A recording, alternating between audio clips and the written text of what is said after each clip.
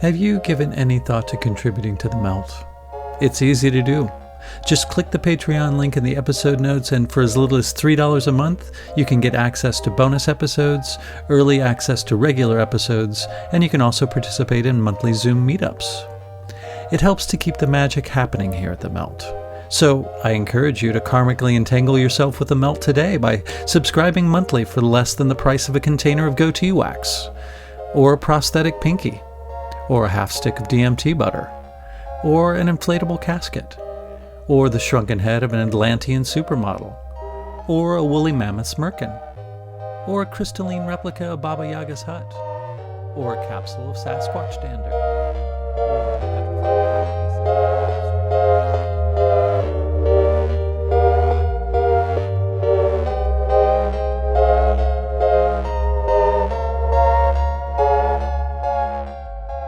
Hello, my name is Chris Snipes, and you are listening to The Melt.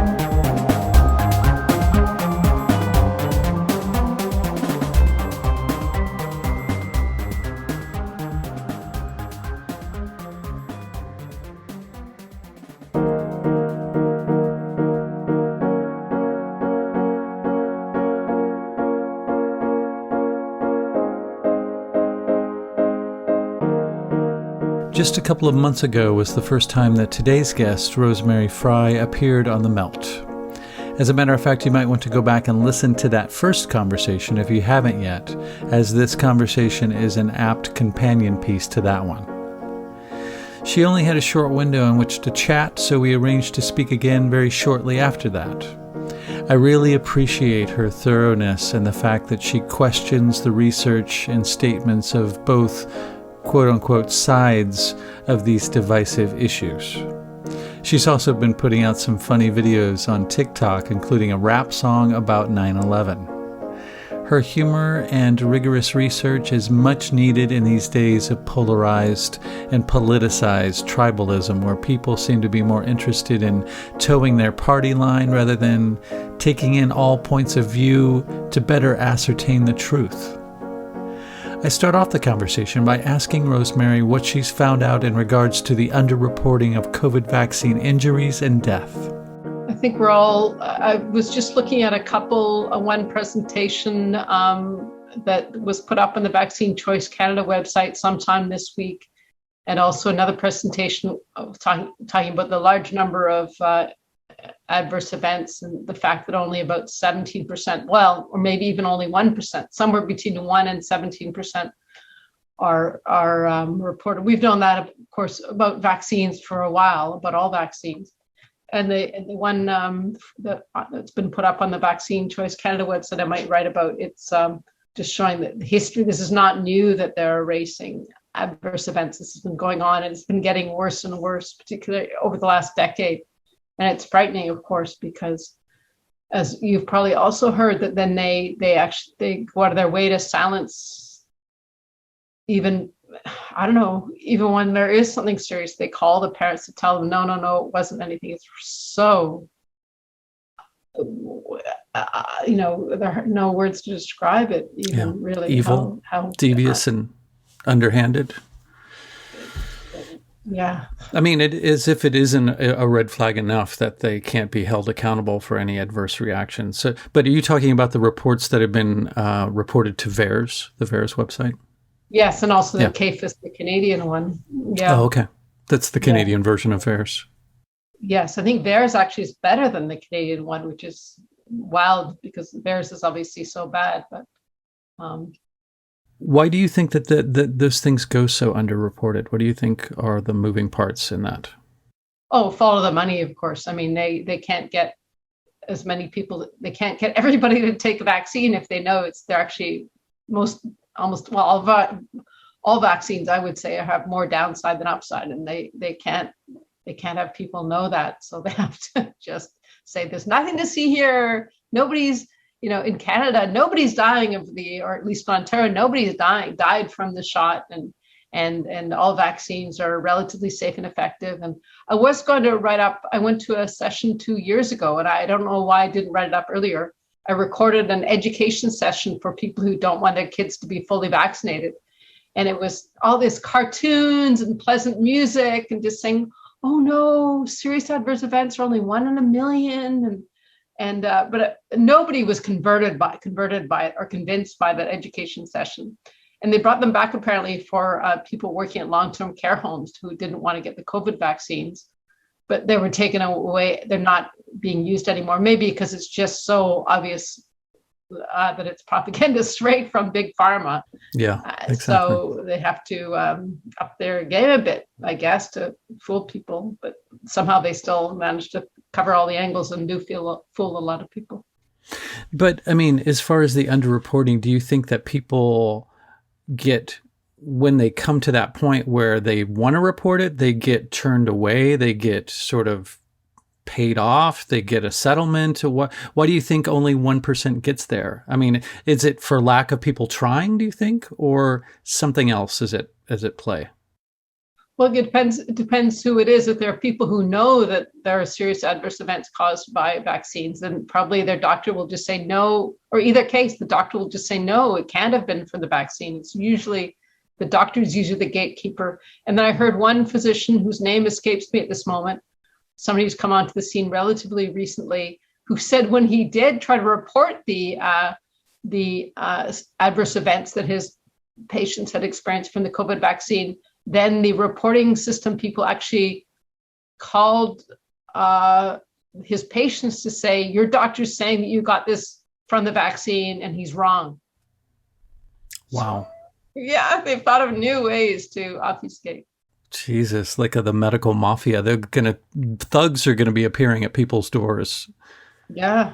Jesus Christ. So that's an angle I hadn't thought of before, but they've thought of it. And as far as this new variant malarkey, do you think that that's something that's just put out there just to justify further lockdowns and to keep all these measures in place? No, they don't. They have the Delta Plus variant, not just the Delta variant, but the Delta Plus variant, which is now they're saying, of course, the vaccines don't work against it. So we're just, those of us who will never get vaxxed, we're just kind of laughing, going, of course, it's never ending. Once you get on that train, it goes nowhere, but it takes forever to get nowhere. So you're just getting taken along on this long ride of malarkey. It's like the Dr. Seuss Star-Bellied Sneetches story. Like are you familiar with that story? Which maybe refresh my memory. I can't think of the name of the actual book, but the subject of the book is the Star-Bellied Sneetches. And there's a group of Sneetches that have stars on their bellies, and they're sort of the in group. And then so all the rest of the Sneetches get stars on their bellies. And then this ones that had stars on their bellies to begin with don't feel special anymore. So they get their stars removed. So then the other half gets their stars removed. And it just goes on and on and on. And it gets to the point where they can't tell one another apart. So it doesn't matter anyway. But it's just one of those great Dr. Seuss books. Of course, he's gotten canceled too. So can we even trust his morals of his stories? Oh, he was canceled. Oh. Yeah. I don't remember the exact reason why. I kind of stopped paying attention after a certain degree. But yeah, I guess Dr. Seuss got called out for something. I have no idea what it is. Oh. Yeah, but it doesn't surprise me. And the whole new variants, and I was in touch. Some doctor from France emailed me a couple of days ago saying, well, he doesn't think the Delta variant is very dangerous, but that it is real, and he does think people have died from the virus. And because he talks about some doctor colleague who was a heavy smoker and he didn't stay safe and didn't social distance, so of course he got COVID and died. So I just said to him, well, it's good that you don't think that new variant is dangerous, but what evidence is there at all that anybody's getting sick from the novel coronavirus? Where's the differential diagnosis? It's gone the way of the dodo. Doing any sort of differential diagnosis is where are the pathology results to show that this person died of the novel coronavirus. They should be able to find in his lungs, for example, they should be crawling with the virus. Did they do that? Or did they, it's just, so it's a little hard to start arguing back when people are, you have to say, well, I just don't believe it exists, or there's certainly some pathology results. And then that a lot of people don't find that credible because they say, well, the symptoms were clearly of COVID. So I don't know. Sometimes I wonder, am I wrong? But I just don't. You should, for example, be able to see, and there should be a lot more autopsies, first of all. And second of all, they should be able to find, honestly, that the lungs should be crawling with this virus. If the person died of it, and if they had respiratory symptoms, which the majority appear to, then it should be easy to find. But on the same token, people are saying, well, everybody's gotten sick. Somebody was just telling me I was speaking to yesterday was sick for like 5 weeks. I go, okay, that's interesting. So I wonder, well, is there something? But again, show us some real evidence that this is sort of physical evidence that it is COVID. Show me the differential diagnosis. We just obviously aren't seeing that. So and then the problem, if you say it doesn't exist, then all this stuff about there's always something about, oh no, they've really tracked down they did find the papers, or there's always new stuff coming up about they've tracked down the more information about the manufacturing of this virus, and so you have to say all of that is incorrect, which is people email me every day, and they probably email you, and you have to say, well, I'm sorry, but because they're heroes. Like, wasn't like Dr. David Martin, was it, saying with Fulmich was saying that they're tracking down the origin of the virus. And so we're going against is the wrong word, but we're certainly swimming against the current when we're saying sorry, but there's no basis for even assertions of people like Fulmich or Martin. And boy, it leaves you kind of standing with not that many people. So, but I still think we're in a reasonably strong position to say, well, show us evidence that this is really what people are getting sick from. Exactly. That should be very easy to do, if it's such an invasive thing. And people get laid up with the yearly flu for 5 weeks. So that's no big deal. Like all the symptoms that we're supposed to be manifesting and we're calling the coronavirus, that's typical. Any respiratory illness manifests like that, from the flu to pneumonia, and all those things are getting lumped together in the statistics too. So yeah, like there's no flu this year, like pneumonia is down to almost nothing. Like, boy, that's a head scratcher. Yeah. What a coincidence. But when I'm swimming against the stream in more and more ways, it's leaving me more and more isolated, going like, wait a second, I'm like in the middle of the stream going against everybody, and there's not too many people around me. I've talked about the trans issue, which is, you'll notice they're big sites that barely touch it, like influential sites that barely touch the trans issue. And then in my last article, I went even farther and I talked about Judy Wood's book on 9/11, her book called Where Did the Towers Go? And that you see even more people vanish. So I'm like, it gets to be a difficult place to be, where, okay, not just in the COVID issue, where there are not too many of our comrades are still saying, well, there's no proof the virus doesn't exist. But then never mind the trans issue, and never mind the thought of there was some sort of energy device used to bring down the Twin Towers. That's like, okay, there's like all your buddies are like vamoosed. Yeah, I can only imagine that's a lonely road to walk.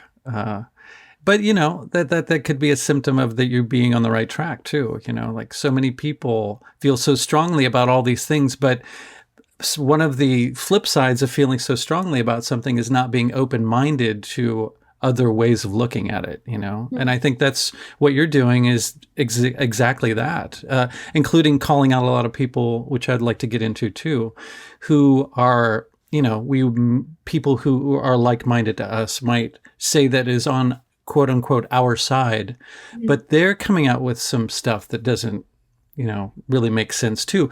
Can you point out some of that stuff? I mean, if you want to say names, if you want to say Sure. exactly, because I think it's important, like I don't want anybody to be a sacred cow, even if I really like everything else that they have to say. So that's a great attitude, because the more of us are like that, the more we're going to get closer to getting out of the dilemmas we're in, because we're going to be honest and objective and really look for what's true. absolutely. It's important. For sure. So I guess one of the first times that there was that thing that I did about John Taylor Gatto, like why are so many people they just listen to the authority on their side of the argument. And I said, I mentioned Cowan, I mentioned Dolores Cahill, Tom Cowan, just some things that Tom Cowan says. He says that viruses don't exist. Some things just aren't, maybe it's not well said. And then Dolores Cahill, she says that there's going to be this cytokine storm happening in millions and millions of people, a month or so after they get the shot. And she based that in the tweet I saw from her that was retweeted from by other influential people. She quoted a study. And I looked at this study, and it's a paper, and it's really poor paper. It uses 3 studies mushed together, which is it's called post hoc. It's like you do an analysis not of the study of one study and not by the person who's done the study, but you've taken 3 different studies and analyzed it. It's post hoc. It's not really how those studies were designed to be examined. And she uses 3 studies, and some of them have just really small numbers of mice, for example. So that's really, but then she cites in the discussion section of her paper, she talks about some examples of after vaccination where there has been seen to be some extraordinary stimulation of the immune system because of that earlier exposure through the vaccine of the antigen of the virus or whatever. So maybe there's some evidence of it, but the study she was relying on, and probably still is relying on, as far as I know, is really shaky. So, and Cowan, I'm still trying to figure out his stuff. I just read his book on vaccination, and he says at that time, this is just his book was published in 2018. I just have it a few feet away from here. At that point, he believes there is a measles virus, and there is a chickenpox virus. So what changed apparently was the Lanka court case, where Stefan Lanka offered a €100,000 prize for somebody who could come forward with a study showing proper isolation of the measles virus and shows that it does cause measles. And according to people on Twitter said, wait a second, Lanka won only on a technicality, not because somebody didn't show that that's a double negative, not because somebody showed it, the measles existed, the measles virus exists, but because they didn't do so in one single paper. They didn't fit everything that he wanted in that paper. So that obviously doesn't show that the measles virus doesn't exist. So I'm still trying to find the truth on that. And I don't know, maybe there is some proof that he's correct that viruses don't exist, but I haven't seen it yet. And it's a bit fraught. And then there's the train versus germ theory, which is intimately connected for people like Cowan and Kaufman and Lanka. Do they say viruses? Are they saying viruses don't exist, so they believe neither the germ nor the train theory? Or is that another set of people who are talking about germ versus train theory? It's so much. Where do you fall in the germ terrain? I don't know. I'm just trying to, when I have some spare time and inclination, I try to read stuff about do viruses exist, and trying to read Cowan's work. He's obviously the most influential at this point. I would say Tom Cowan. He's an important voice. So It's important, I think, to figure out whether he's correct. And it's I don't know. So far it's not looking, but I don't know. I take the 5th still, because I just don't know. Yeah, that's good. It's good. What about you? Have you figured that out? I haven't. It's, the terrain theory seems to make sense. I'm not well versed in science at all by any means, but it seems to, everything is interconnected. So it seems to be, if your context, meaning the sort of, to use the metaphor of the fish swimming in the fishbowl, if your water is dirty, then that would make sense that that's going to make you, not the healthiest fish in the world. So I think the context of an illness may have a lot to say. It seems like it would make sense that it would have a lot to say about the illness itself, or why it manifested, or the way that it manifested. That seems to make sense to me. So, but again, with most things in life, it's not usually an either or sort of situation. It's usually kind of an all of the above, case by case sort of scenario, So maybe sometimes germ theory makes sense in some certain situations, and maybe terrain in others. I don't know. Or maybe there's a balance between the two. I don't know. I honestly don't know myself. But I do know that... Go back. Sorry, go ahead. Yeah. Oh, just to quickly finish this thought, I do know that some people, again, that many listening might say would be on quote unquote our side, are just as liable to get hysterical and worked up about things as the other side is. So sometimes I hear people say, well, people are going to be dropping like flies when this, when the cold and flu season hits, and almost like they're looking forward to it, like they're banking on it, like and they're on almost... our side, they're going to die from the vax, or the other side, they think people are going to die from COVID. Are going to die. Well, supposedly the COVID vaccine can make you more susceptible to other respiratory illnesses. So when cold and flu season hits, then what people might work through without a whole lot of trouble before they got the vaccine is going to weaken their system, so it'll affect them much more intensely. But it almost, sometimes the way that they describe it, it's almost like they're kind of excited about it in a weird, twisted way, like a revenge fantasy or something, But anyway, that's my thought. What were you going to say? Yeah, both sides seem to be excited about showing that a lot of people are going to die from, say, the vaccine. Just talking about naming names, and also an article I did, I guess, last month. I can't remember. It was about 3 tips. Maybe it was May. 3 tips to show whether a study is legit or bullshit. I talked in tip 3. I talked about this putative phenomenon of spike protein shedding, and I quote Christiane Northrup, who really misquotes and distorts a document from Pfizer's, the Pfizer protocol for its study of its COVID vaccine. She quotes a section from that to support the view that spike protein shedding happens. But I looked at that section of the Pfizer document quite closely, and it doesn't say that at all. It's boilerplate language. It's just saying the study drug, if somebody gets injected with or ingests that study drug, they might come into contact, just for close physical contact, somebody near them might get it. So that has nothing to do with spike protein shedding, which is the putative phenomenon that if you get the mRNA vaccine, your body's going to produce a lot of spike protein, so much that you're going to spew through the air, or I guess your skin, maybe huge volume of it. It's going to travel into other people, They're going to somehow get it into their bodies, and they'll get sick from it. So that's a lot different than the study drug somehow coming into contact with somebody else.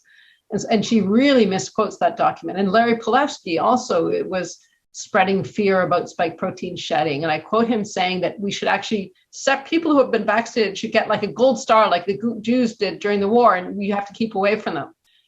And I smack my head. That's exactly what the architects of this want. They want everybody to stay away from everybody else. I called them out on that. And interestingly, the Canada Health Alliance had a roundtable, a panel on June 22nd, including Dr. Palevsky, and they talked about spike protein shedding. And to their credit, they kind of ramped down the fear about spike protein shedding, saying it probably doesn't exist. And Palevsky said, I never said that we should keep away from people who are vaccinated. Well, I'm sorry, you did. So it's very interesting that a high-profile person like that should say something that's not based in evidence, and then he should say he didn't say it. So it's almost... And I think people need to pay attention to that and to call people out when they do that, because it's really not helping our side, and ask them why they're doing that, rather than just letting it kind of, and people love people like Palevsky and Northrup, and they benefit from it, and it gets us farther. I don't know. I'm not used to the domain of power and politics. It's not where I play. I play and just, okay, let's find out what's true. And that's not how the world works. So it's all mind-boggling to me. Absolutely. But of course, this is reality. People are not interested in the truth. It was ever thus. So why should this be any different? Well, it's kind of it's kind of disappointing too, because I think that there's so much nuance in life that it isn't just duality. There's tons of different ways of looking at the world. So it seems like a lot of this comes down to, there being one side and another side because it's politicized. At least in the States, it's that way. It's become highly politicized. So anybody who questions is automatically a Republican, Trump-loving, gun-toting, whatever. And anybody who's wearing a mask is, might as well, they're a Biden voter and, they're accepting everything without question. So it's sad that it has to be that simplistic, there should be lowest more common denominator, anti-intellectual. It just removes us from the very fodder of growth as a species. Exactly. It's worrisome to say the least. Yeah.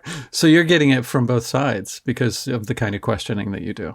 So now my followers are plateaued, they're going down. I don't get retweets, which is it's an interesting psychological phenomenon, because I guess you get a little addicted to that. But on the other hand, I don't care. I just care about the truth in an objective way. I don't make any money of this.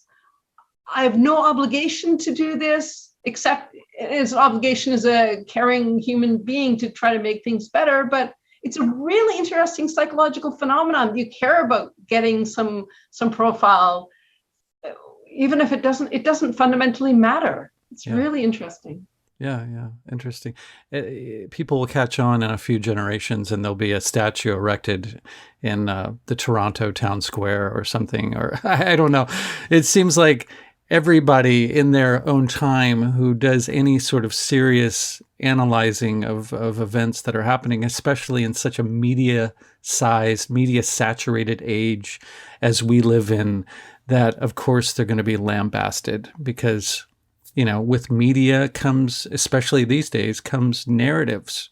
And the narratives are so rigid these days, that's how it becomes divided up into just two parts, which is stupid and ridiculous. That nothing exists in two parts, It's frustrating. It's totally frustrating. Yeah. I can't wait until there's a day that we can talk again, both sides. I even hate saying the word sides. It's so silly. It's so immature. It's like a bad divorce. But I think we know, you and I and most other people know, in the spiritual realm, we will. Absolutely. Yeah. This is all just a physical battle on this earth. It doesn't mean our spirits aren't fine. I've just seen too much evidence directly myself and experiences I've had. And this is what you specialize in. So it's okay on that level, even though it's horrible here. Yeah. Well, you just have to be able to zoom out, you see the big picture, not the one that's just right in front of your eyes right at the moment. I think that's the way I keep saying, at least, not be so enthralled with the spectacle of what's happening right now, because it's temporary. It will play itself out. And again, the dust will settle and it will hopefully be the better for it by the time this is all over with. But then how do you stop? I mean, on a daily basis, I get people asking me, what was the latest? Oh, why aren't you worried about graphene oxide in the vaccines? Here's this Spanish presentation saying we've got micrographs of it. I'm going, well, show me the paper on it. Don't just say, well, somebody showed me some micrographs of it, so it must be true. And people hate that. This guy was pissed off at me. People get pissed off at me because, there's these guys saying what we want to be true, that graphene oxide is bad. And so it's just really hard. What are you supposed to do? Just kind of pretend. I don't know how you respond to that and not be perceived as being a jerk. It's complicated. Well, yeah, it is. And I think that's a symptom. I go back to media all the time, even though I participate in it, obviously, because I have a podcast. But I think we need to be aware of the sort of the spell casting aspect of media. And I think that leads to, especially when we're surrounded by it leads to parroting. We find somebody we want to parrot, and then we just repeat what they say without checking them out or doing the research, the kind of research that you're calling on people to do, That's annoying to some people. They would just spend their whole lives researching. It's much quicker, it's much more instantly gratifying to parrot somebody you respect. And there are people who pump out lots of material and isn't always evidence-based, but they seem to like that because they have that confident and frequent presence. And I don't want to come across as confident. I'm just looking. I don't have no more access to truth than anybody else. And yet people want somebody who acts like that hero. And like when somebody, or maybe they are more of a hero, like John Rappaport. I said to this person who wanted me to say that graphene oxide is dangerous, they said, well, by the way, John Rappaport, and that was just a day or two ago, said that he's also not making a judgment about what the Spanish physicians reported because there's just not evidence. And then the person said, oh, okay, that's okay. Rosemary, it's not just you, Rosemary, but it's John Rappaport. So that I give credibility to. It's very interesting. And of course, Rappaport's been at it for decades. So it's a crowded field. I'm new to it. And it's complicated. And I heard you, which was kind of a surprise to me, but you guys didn't go into it on a recent podcast interview. You brought up Corbett, James Corbett. Yeah. Yes. Tell me some more about that. Well, it was really interesting because when I put up my 9/11 article, somebody from our architects and engineers for 9/11 Truth, who I criticize as not looking for the truth, they said, well, no wonder you've been attacking Corbett. And that was very interesting because the only time I said anything publicly was in an interview a couple of months ago. And I mentioned Corbett briefly towards the end. And it wasn't a big podcast. And there are a few people I emailed privately, just one-on-one. So somebody maybe went to Corbett or to, I don't know. And I did tweet, though, somebody tweeted, when I posted my tweet about this small interview I did, somebody said, whoa, even Corbett isn't to be trusted. And I said, here's a couple of blog posts calling him out. So maybe that was what people see. But he's powerful, Corbett. And so the thing that I'm concerned about with Corbett, James Corbett, of course, is that he's very quiet on 9/11. And what he does say about 9/11 seems to be that he believes Flight 77 flew into the Pentagon. And I'm not an expert on people spend, I'm sure spends tens of thousands of hours looking at 9/11. Sure. I've looked at enough to know that the official narrative isn't correct. And of course, there was no plane that flew into the Pentagon. Where do we start? There was no debris on the Pentagon lawn. There wasn't. So, but for whatever reason, Corbett, when he does cover just a teeny bit of 9/11, he talks about that. And he does not mention Dr. Judy Wood. And interestingly, neither does Off Guardian mention Dr. Judy Wood. You search for her name, it's not present. And she should be discussed. Her work is important. Off Guardian didn't repost my article on Judy Wood's book. They reposted faithfully my articles since February, except one previous one on a very Toronto-centric issue about a development in an area called East Harbor. And then they didn't repost my last one on 9/11 or on parallels between the HIV/AIDS and the novel coronavirus and COVID. And so, and that's very interesting about Judy Wood, that they don't even mention her on their website, which to me is like, wow, if you read her book, her stuff is important. Why don't we discuss it? Like, how do we let's look at all the evidence at ground zero. Like, why did 14 firefighters come out of the stairwell B in World Trade Center Building 2? I think it's the North Tower. Why did they come out under their own steam? They should have been there. If you have like how many hundreds of tens of thousands of tons of material coming down on you, you do not survive, but they walked out. That has to be discussed. Otherwise, you're siding with obfuscation. Architects and engineers for 9/11 Truth push this narrative that there was a controlled demolition, but it just simply does not. Why was there no seismic signal? Why was the bathtub under the west side of the World Trade Center Plaza, which holds WTC 1 and 2 and 6, a few of them? Why was it barely damaged? If you have all these huge buildings coming down, it should be damaged. Whereas what Dr. Judy Wood is saying is that the evidence and the video evidence and photographic evidence seems to indicate that these buildings turned to dust as they were falling. Huge steel pillars turned to dust. I even did a rap song about it, which was my first rap song. It was painful. I did it. That was ballsy. That was gutsy to do that. I would never attempt to do a rap song. So I just said, just school powder falling on the streets. And that's what there was. And people said, oh, people are just pummeling me, saying, well, what about all the steel girders? She's not saying that there was absolutely no debris, but there sure wasn't this huge debris pile that there should be, whether they all found one place or were scattered a little bit. It just, this controlled demolition or thermite or mini nukes does not fit the evidence. So if we really, and this is a hugely important event, you'd think that this, above all our heroes should be going clamoring for the truth rather than shutting down voices. And Judy Wood has been treated egregiously, horribly by architects and engineers from 9/11 Truth and what's his name, Jones, not Alex Jones, but I mentioned him in my article. And whereas she should be saluted as a hero and or whatever, somebody who's really sticking her neck out. And one of her students was killed mysteriously, and so she's taking obviously a risk. And Andrew Johnson, her faithful lieutenant, he's been supporting her for a long time, and he's written books about 9/11 and other books. He's really heavily into going, okay, what sort of technology is there that could allow this to happen? So I've got books in front of you. I'm trying to understand. For example, it seems to be somewhat related potentially to cold fusion, that there does exist. It is real, rather than being. It was voted down by press conference in 1992. That's not how science works.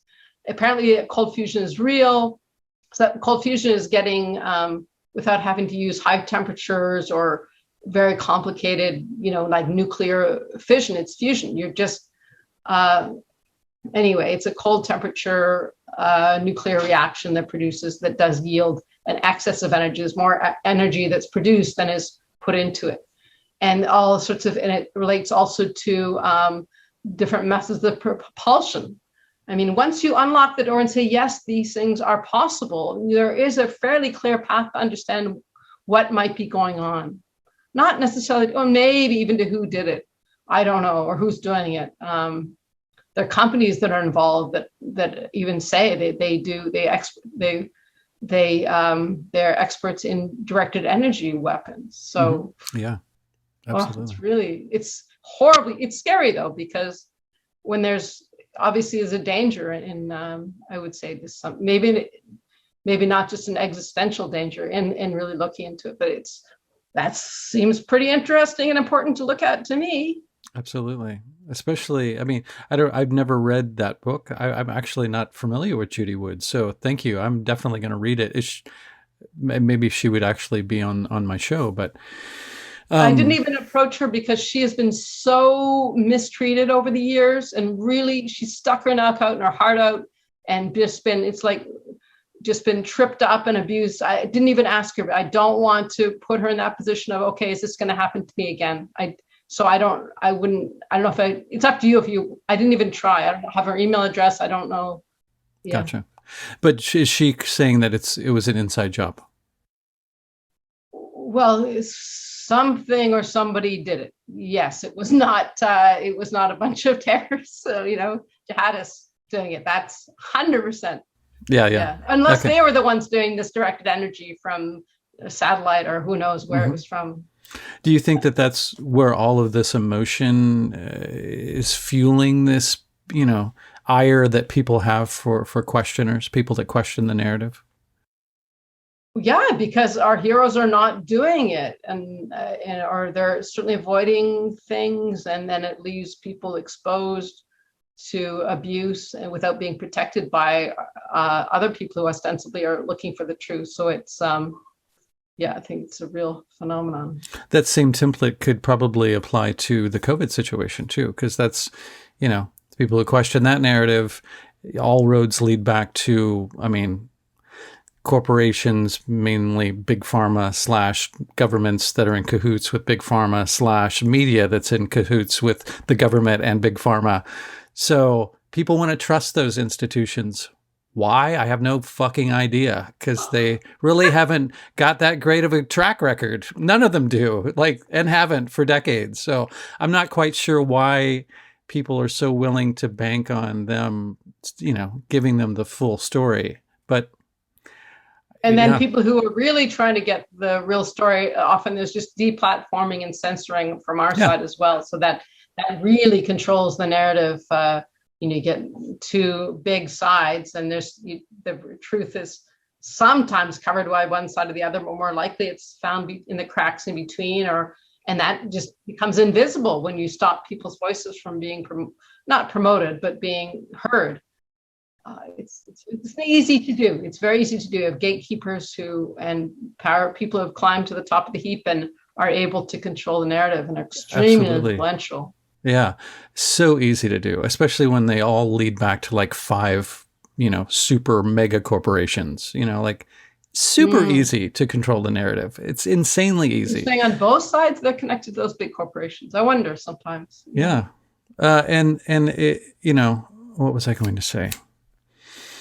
It just completely slipped out of my brain. If you have anything to follow that up with, So COVID and we're seeing the supremacy of the censorship. The censorship is absolutely insane, and most people, which I think is the majority of people, who just are perfectly fine with being spoon-fed what mainstream media offers them, who don't look any further than that, have no idea about how much is being censored.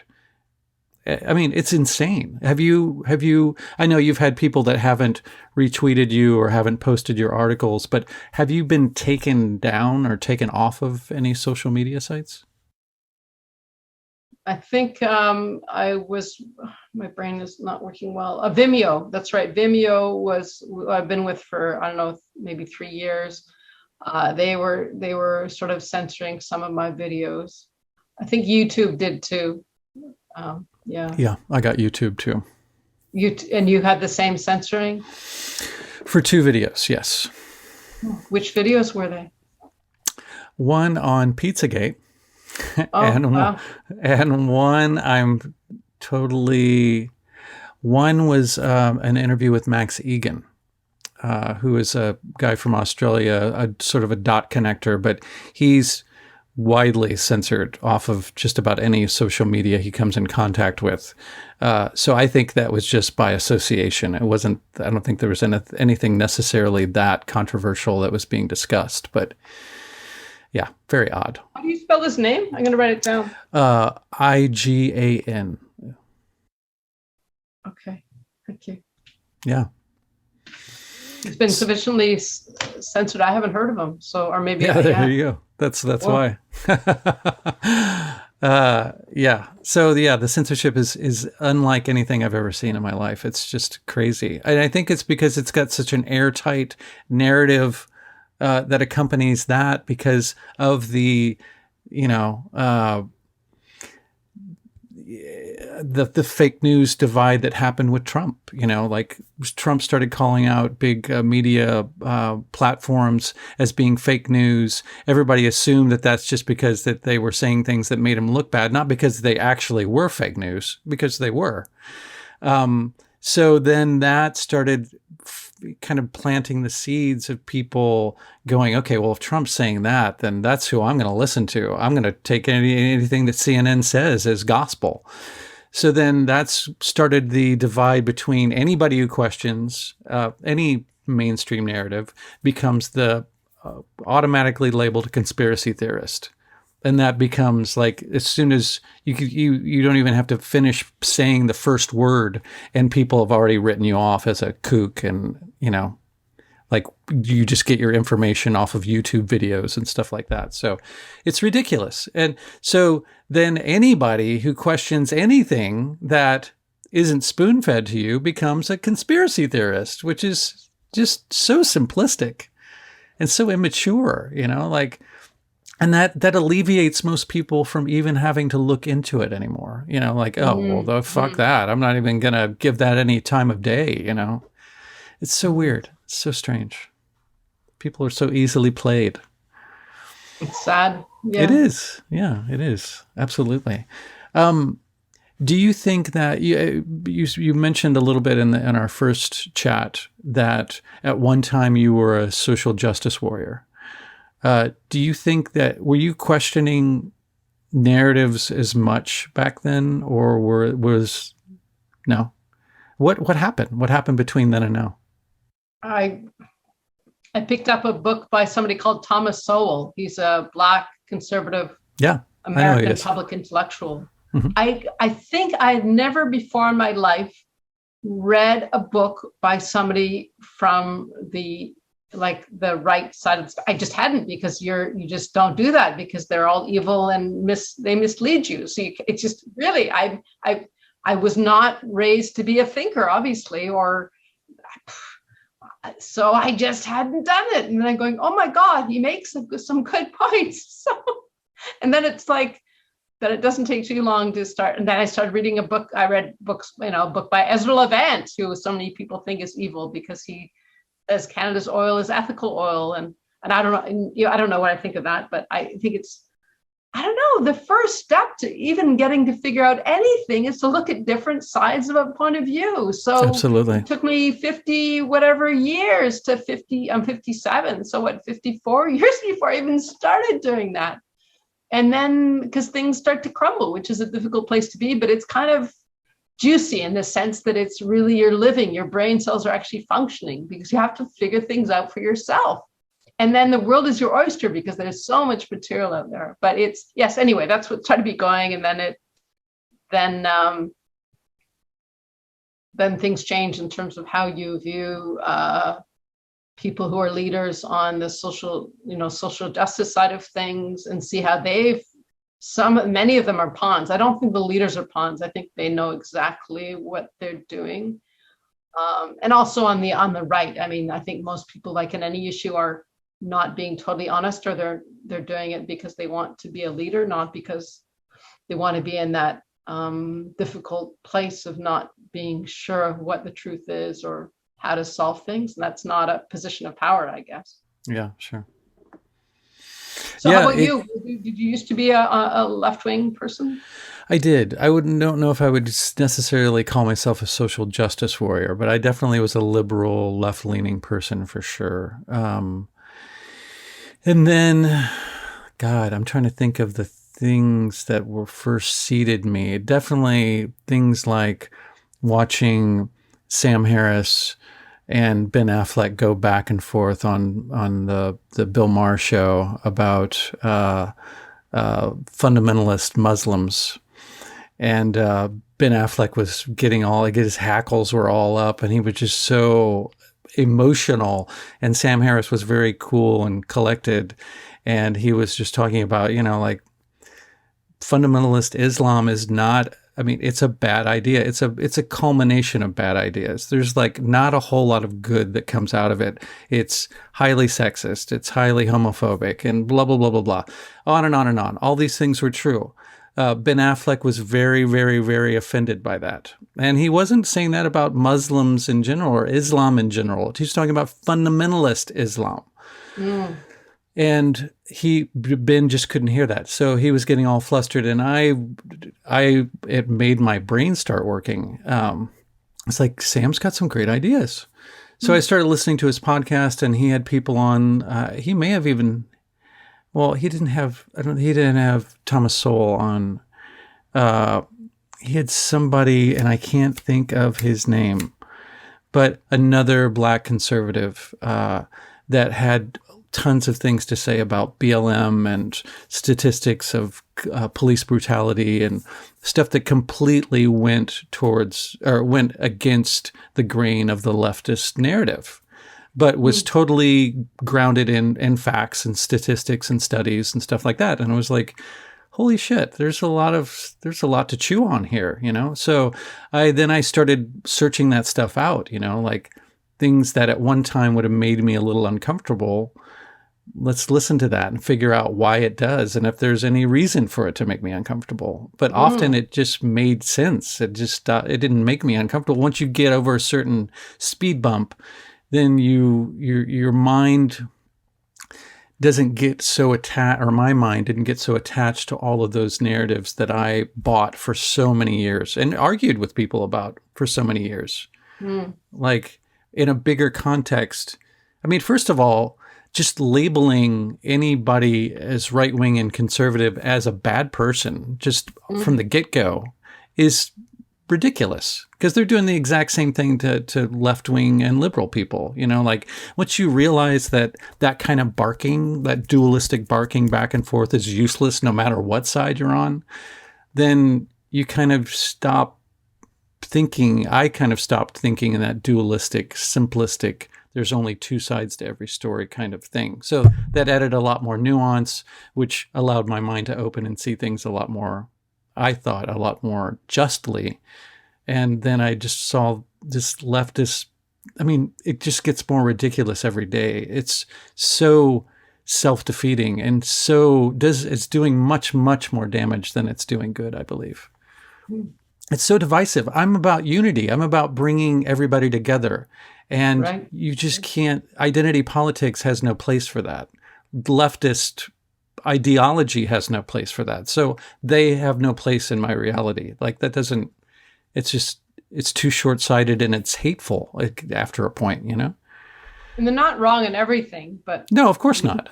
But it's still, it's yeah, overall absolutely pretty problematic. Yeah. And the right is fairly problematic in many ways too, but yeah, absolutely. Not as closed-minded as the left is. At this point, they're kind of seeming like the more reasonable group of people, but I'm certainly not siding with either of those sides. But I'm just trying to pay attention now to who makes sense and who is out for getting outside of all of these dynamics that keep us forever battling each other, forever infighting. Like, it's not efficient. It's not good for human beings. We need to all be, there's no reason for us to be taking sides. Like, we're all here on the same lifeboat in the middle of the universe. Like, let's make it good. Let's make it work. It's so simple. Just make up your mind to do that, Call me old-fashioned. I don't know. Anyway, that's my spiel. Are we getting to, go ahead. And that's why you keep going with the podcast. You're just looking for things that unify and make sense. Absolutely. Along with a good dose of critical thinking and question asking, I think that I've come to find out that there's not really any field of thought that is without that doesn't have the potential to become so rigidified that it ends up limiting more than it expands. Even science can become scientism. If you deify science and you stop seeing it as a discipline where you're exploring and asking questions, and it becomes something that, it's just a bunch of rigid statistics that you cite and you use it to, stop thinking, then that it doesn't serve a purpose anymore in that context. So that applies to lots of fields of thinking, archaeology, lots of different things.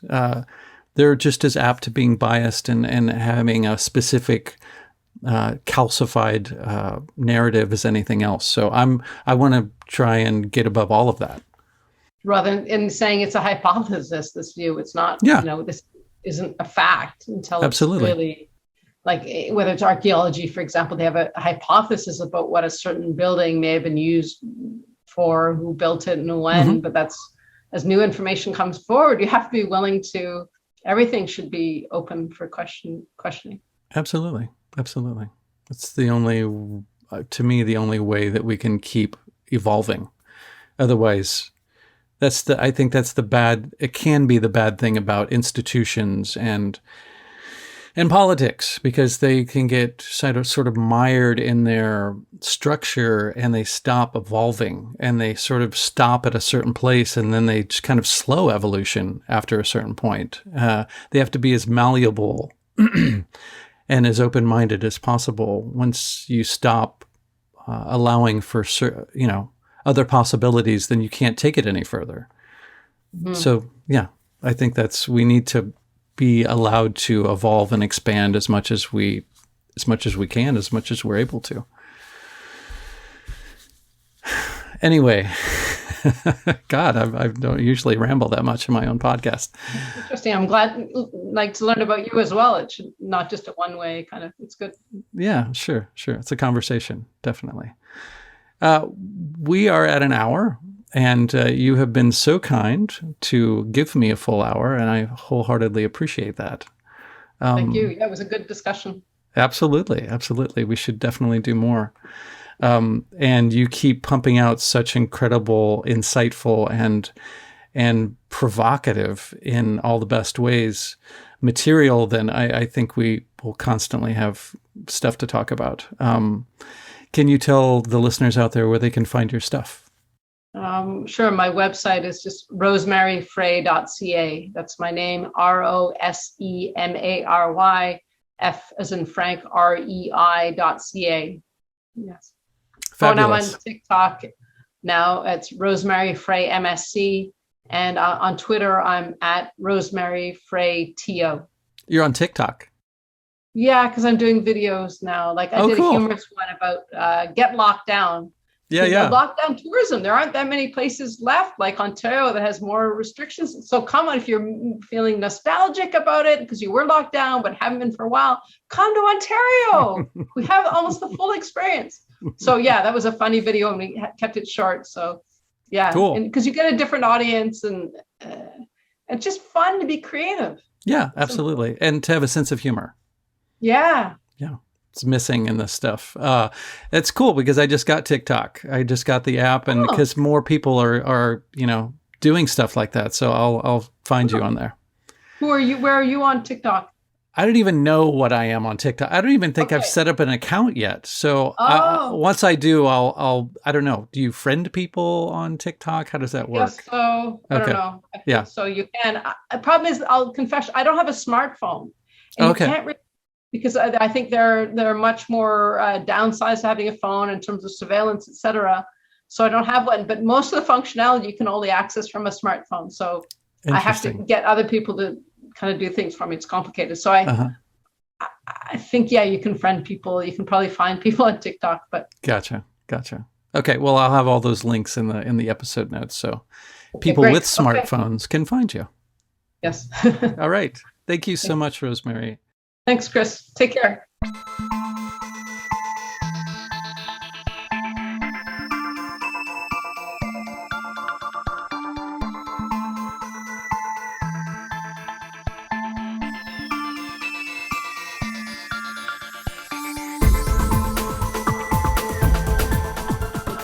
If you've liked what you've heard and would like to contribute to The Melt, there are a few ways that you can do that. The most tangible would be financially. Just click the Patreon link in the episode notes, and there you will find ways that you can contribute for as little as $3 a month. This will give you access to bonus episodes, early access to regular episodes, and you can also participate in monthly Zoom meetups. Contributing financially will also help make The Melt better, pay the bills, and help to make this podcast a full-time endeavor that I can fully devote my time to and provide you with more content. Another way of contributing would be to go to wherever it is that you subscribe to The Melt and give it a favorable review or rating, and this will help it to reach more people. You can also spread the word to friends and family via social media, email, or word of mouth. And lastly, if none of those options are readily available or appealing to you, simply send your positive thoughts and intentions.